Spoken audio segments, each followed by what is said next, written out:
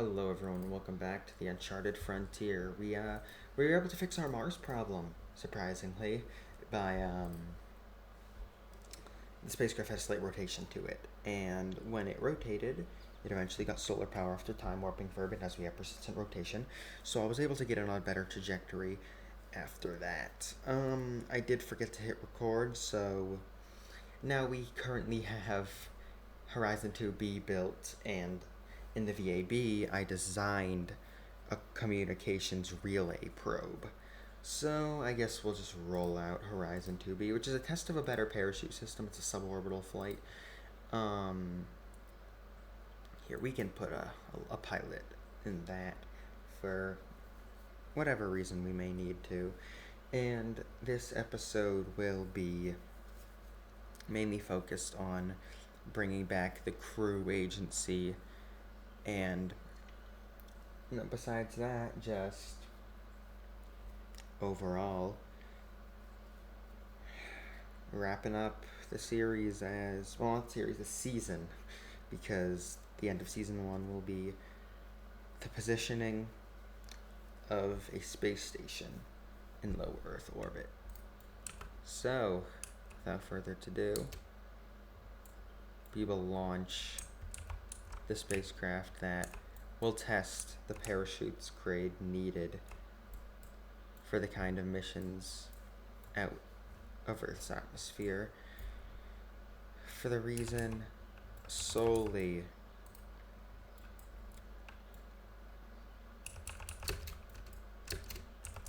of space station. And now that we have that done, we'll run an IR spectroscopy again. We can even do a crew report.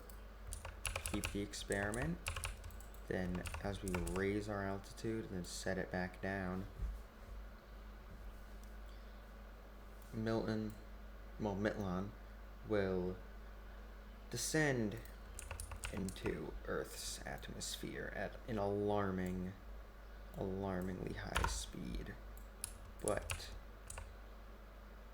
with the new parachute system in full swing, with a successful deploy, I'd say we have a new system of communications. I mean, not communications, of landing.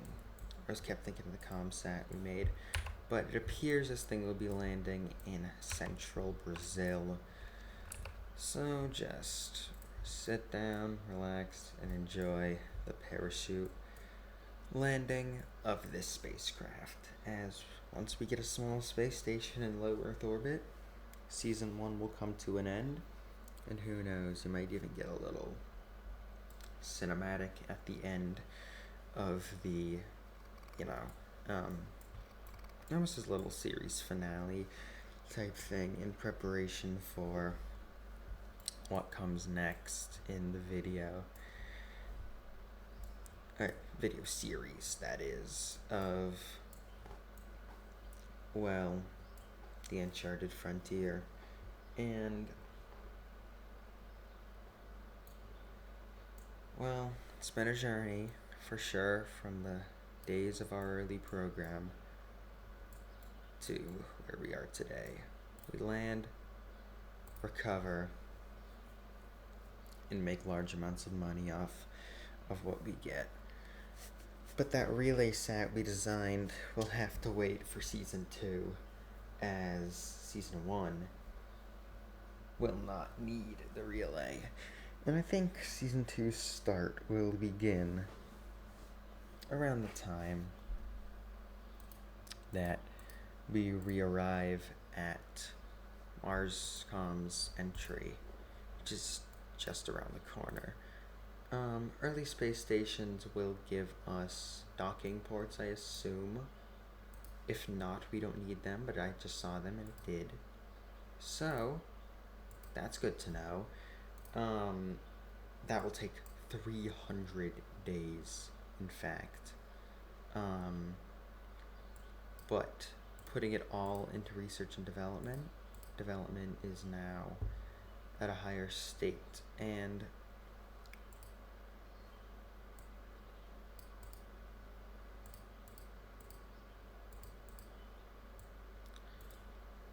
soon we will have to watch MarsCom enter the sphere of influence of...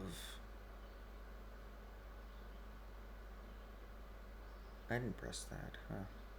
Well, we can cancel that anyway, as now we have one last thing to deal with as the series wraps up, before putting our first space station into low Earth orbit. Sure, it's incredibly laggy, but MarsCom is still communicating with Earth, just barely,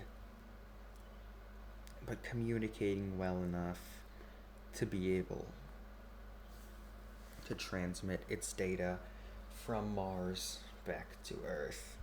So, as it sits here, still facing the sun, and as its arrival at Mars is inevitable, spending 249 days in space, finally reaching its long-term destination around the red planet.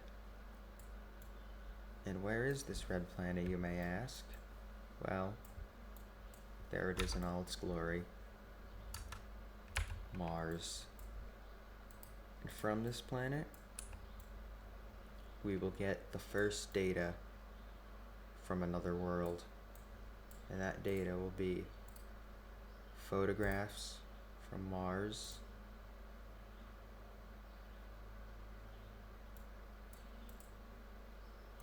photographs from Mars. Does it not upload?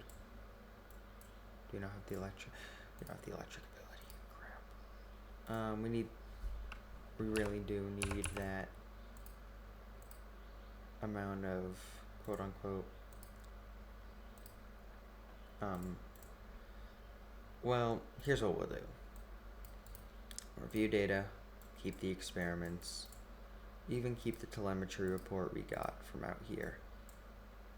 And I think that gave us a good amount, but the spacecraft has restarted its spin, and it will never have a similar event to where it is right now. So we're going to take full advantage of its report. And from here, sitting around Mars, we go back to the Space Center. And it'll be a while before we can retransmit data, that's for sure. But once we do bring back that data, we will have a lot more money to work with. So early space station research is in good hands as 1966 rolls on the horizon, and we end off this season with, well, we're probably not going to get to the moon by a good time, but because we didn't develop getting to the moon first, we want Earth orbital science first, which is a good thing, that is for sure. Upgrades aside here, if we wanted to, we could design a space station at this exact moment and launch it later on in 66 and give it its first crew transfer as the episode air of season 2.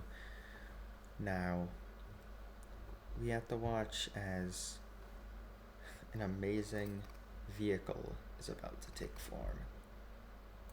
Lunacom 5. No, we're gonna use Venuscom's mainframe as the idea behind this entire vehicle's launch, because it has been the sole reason that the carrying of this agency from where it has been to now has even been able to happen. I mean, without the small start and easy beginnings of this program, we would not be at a point where we are ready to put a space station in low Earth orbit. But here we are with our habitation module ready to be positioned amongst the rest of the objects in space. And just like this, we have designed a space station capable of not much. It's very small. That's known. It's known information right there. But it is still an incredibly impressive feat that we have been able to go from such humble beginnings to now having a small orbital station that will hopefully bring Kerbal kind further than it has ever gone before into the stars. Now placing a lot of stuff down for the redirection of this program. We placed down our module, our lab is finished, we placed the docking port on top, and not just the docking port, but we need something for communication, and I think I know exactly what that something could be. So just like that, we add that part to the spacecraft, along with communication antennas on the sides. Instead of just one small antenna, we deploy surveyors, as surveyors' antenna is the best we have access to at the time. But the lunar orbiting spacecraft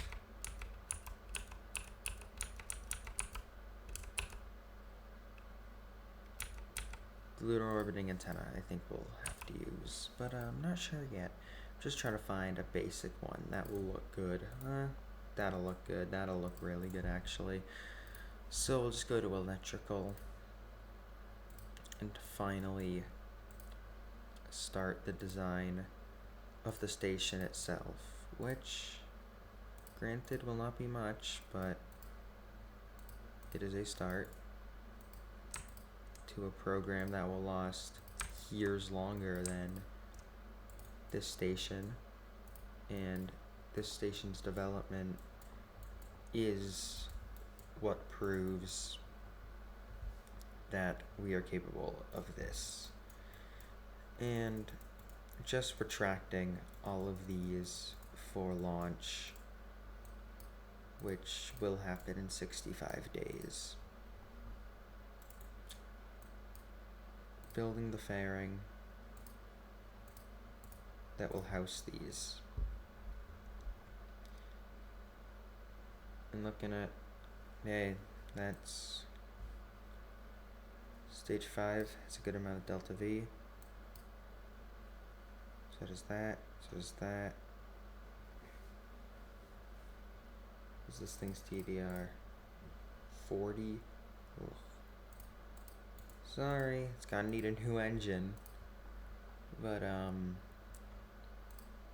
yeah, no, it's been an incredibly long journey from where we started to now. And I think that this series has proven that this is beyond just what KSP represents. But you know, it's an endeavor doing what I'm doing here, and the upper stage of this engine is what I think will bring station into orbit. Is just trying to discover an engine that'll work here and that'll work well enough to carry this thing high enough to do so. 93. I really, if I narrow down the kerosene amounts in that tank, that's already way more than I would have expected on it. So I can't be complaining all too much, but secondary engine config would give us more thrust, I think.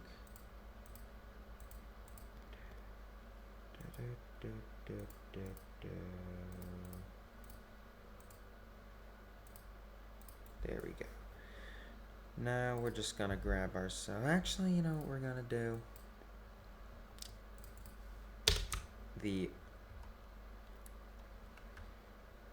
From the death of him in the beginning, the J1 Statian, J for Jeb, as he was the one who died for the creation of the agency. But standing here, we will start a grand, almost reconstruction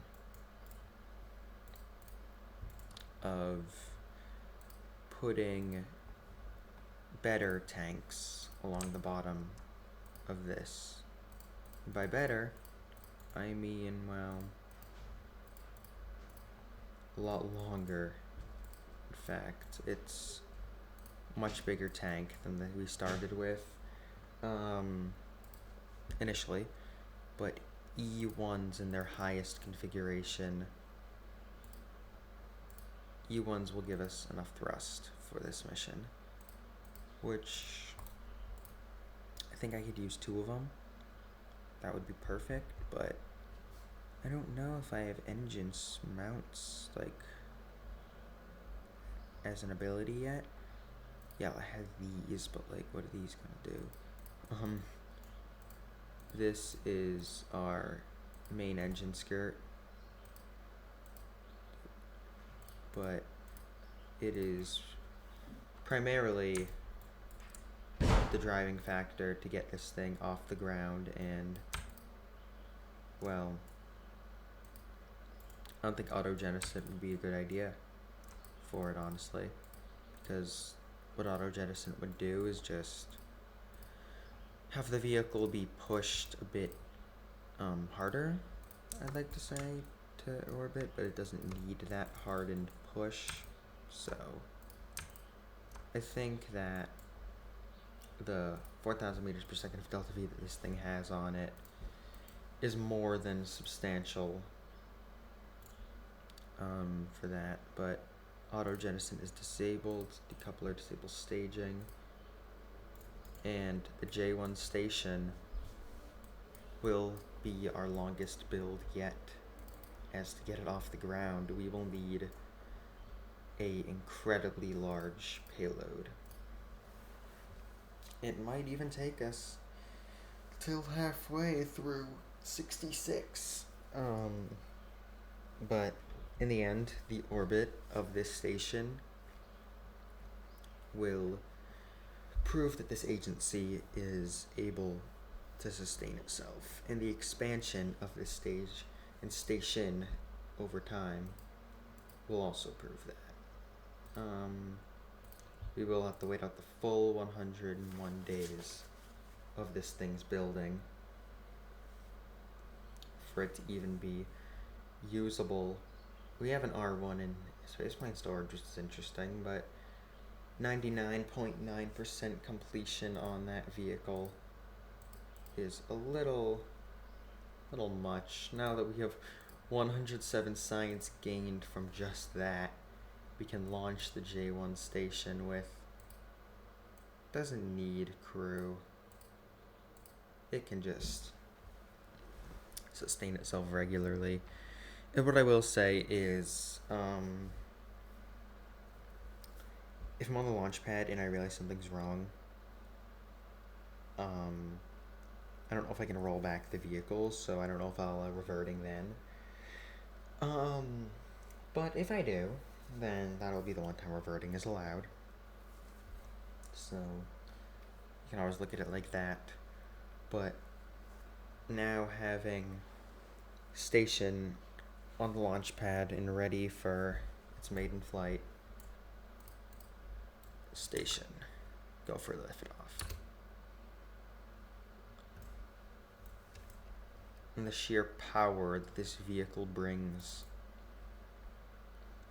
I mean, this vehicle is what will carry the Kerbals into their next generation of existence, but we can just wait for the eventual return to Earth that, not return, but not afford a failure on this mission at all, as I am not going back and rebuilding any of this hardware, as it is incredibly time consuming to do so. But currently standing at around 26 meters, not even escaping Earth's atmosphere yet. The spacecraft is nearing the point of drop-off. Okay, nearing that point for stage drop-off. Stage drop-off.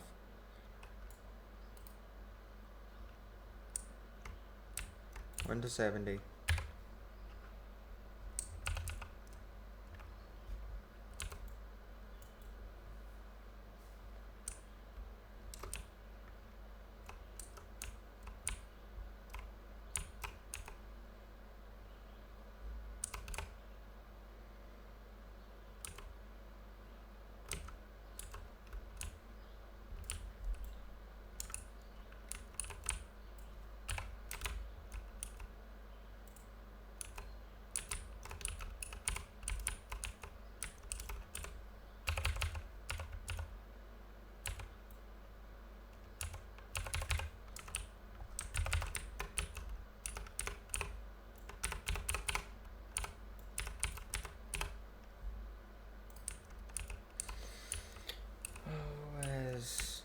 This episode is slowly coming to an end.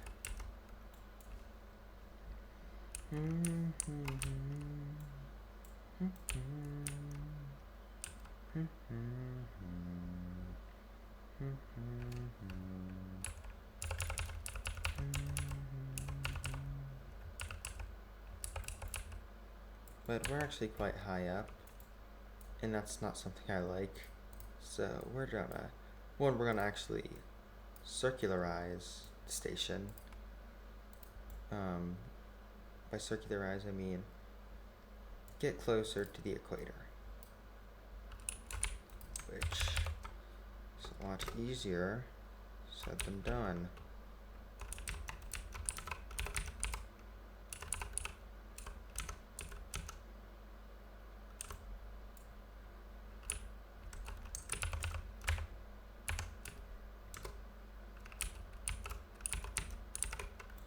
Okay, we're just gonna lower the orbit. Not that low, that's a collision course. Sorry, raise the orbit now to just around 150 above the surface. And you may ask, oh, why would you do that? Just so I can get a bit more of a reasonable maneuver.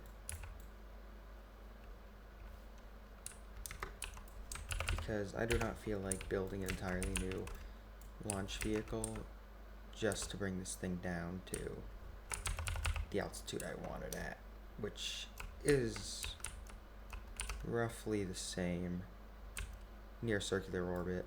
And then we undock.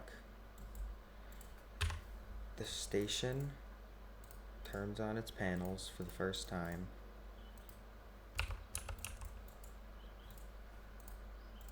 And as we enable every single panel here and the communications antenna,